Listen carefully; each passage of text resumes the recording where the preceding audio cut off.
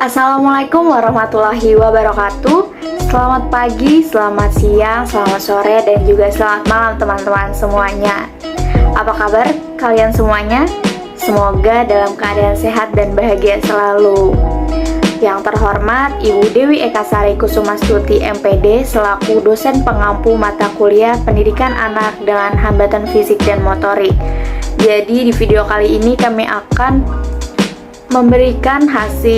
menjelaskan serta mempresentasikan hasil observasi kami, yaitu hasil identifikasi dan observasi layanan intervensi anak dengan hambatan fisik dan motorik bertepatan di Sekolah Luar Biasa Negeri 2 Martapura.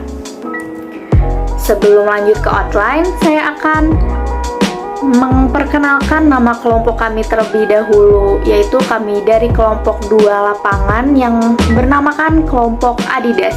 Apa kalian tahu apa kepanjangannya? Jadi kepanjangan dari Adidas itu ayah dan ibu doakan aku sukses. Mari kita aminkan semuanya.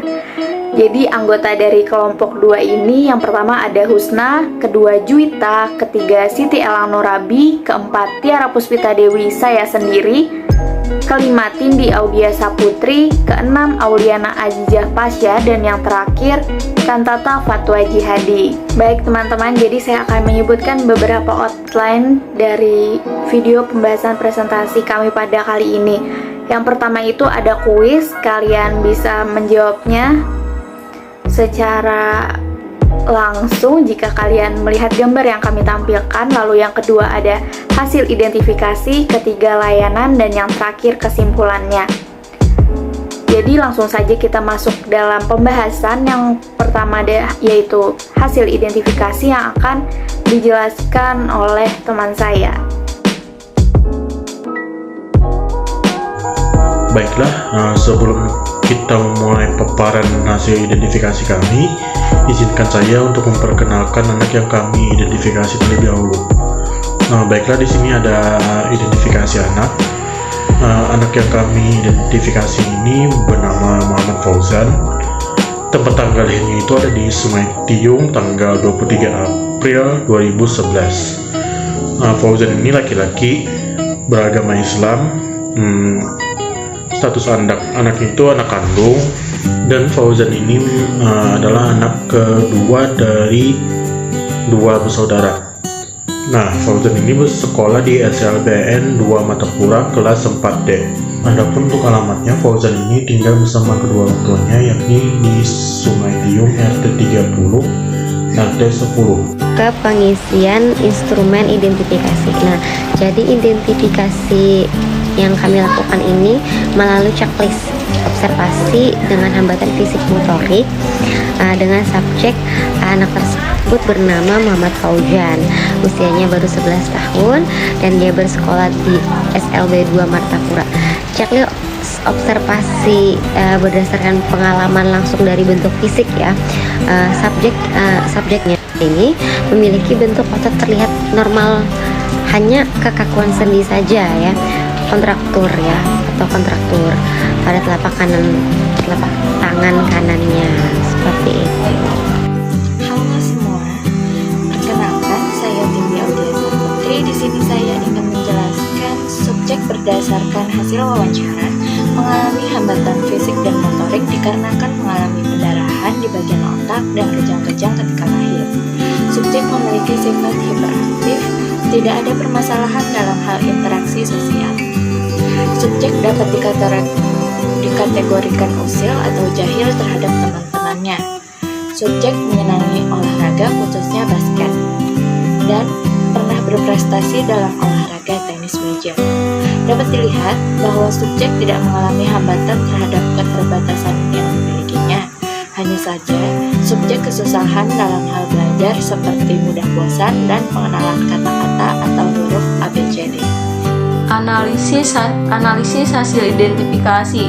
Fauzan termasuk tunadaksa ortopedi adalah mereka yang mengalami kecacatan atau kelainan pada bagian tulang, persendian, dan otot tubuh yang sifatnya bawaan maupun yang terjadi akibat kecelakaan atau penyakit, sehingga berakibat pada terganggunya fungsi tubuh secara normal.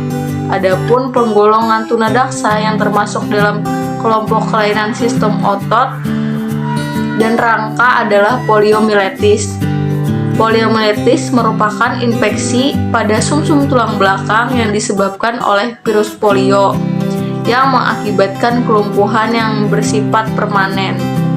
Baik, selanjutnya saya akan menjelaskan tentang layanan intervensi guru, di mana di sini membahas tentang kurikulum yang dipakai di SLBN 2 Martapura. Sekolah ini menggunakan kurikulum 2013 atau yang biasanya itu kita sebut sebagai K13, di mana kurikulum ini meliputi seperti silabus, RPP, dan PPI. Nah, untuk silabus ini dipakai sebagai pedoman guru untuk menyusun rencana dan menjalankan program pelajaran satu semester yang tidak menyertakan langkah-langkah pembelajaran.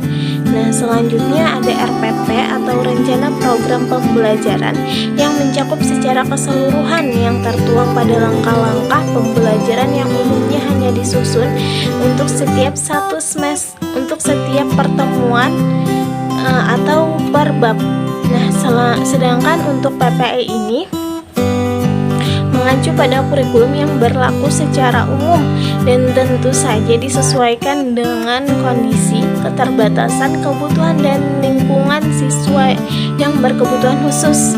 Nah, untuk pelaksanaan pembelajarannya itu biasanya itu secara klasikal dan individual sesuai dengan rencana program pembelajaran yang telah dibuat oleh gurunya masing-masing.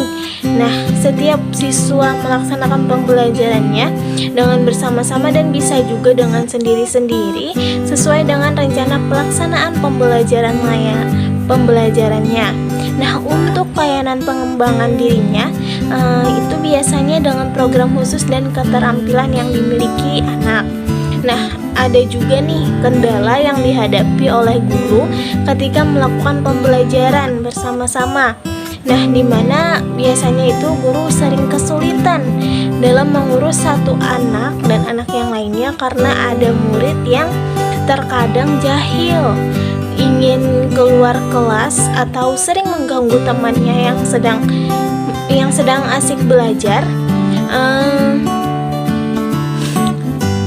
Ketika anak yang lain mengerjakan tugas, anak itu sering jahil dan ingin selalu keluar kelas. Nah, untuk guru yang mengatasinya itu biasanya itu dengan cara mengunci kelas supaya anak tidak keluar meskipun anak tetap saja ingin keluar kelas. Nah, untuk anak yang suka menjahili temannya itu biasanya guru akan memisahkan tempat duduknya. Misalkan si A nih menjahili si B. Nah, si B ini mungkin duduknya dipindah ke sebelah supaya anak si A itu tidak menjahili lagi. Nah, untuk penjelasan secara rincinya lagi akan dijelaskan oleh teman saya. Layanan intervensi orang tua. Bentuk pendampingan orang tua dalam pembelajaran dengan cara membantu anak mengerjakan tugas di rumah atau PR, seperti sang ibu yang membantu membacakan soal dan anak yang akan menjawabnya. Terapi yang pernah diikuti anak waktu masa kecil adalah fisioterapi yang bertepatan di Rumah Sakit Idaman Banjarbaru.